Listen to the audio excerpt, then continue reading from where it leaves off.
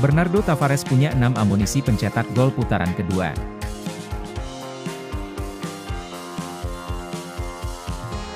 Kubu PSM Makassar meningkatkan daya serangnya dengan merekrut Amir Hamzah.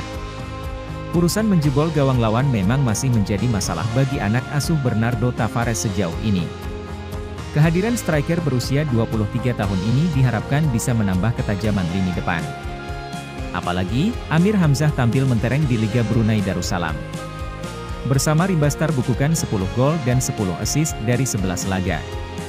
Sebelum hadirnya Amir Hamzah, PSM Makassar punya 5 striker yaitu Victor Mansaray, Adilson Silva, Ricky Pratama, Andi Harjito dan Daniel Disa.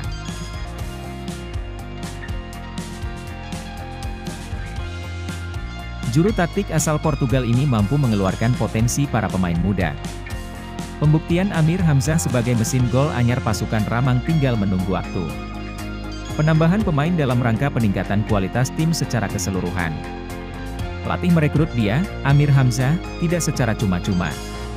Pasti dilihat ada sisi positifnya sehingga dia direkrut, katanya.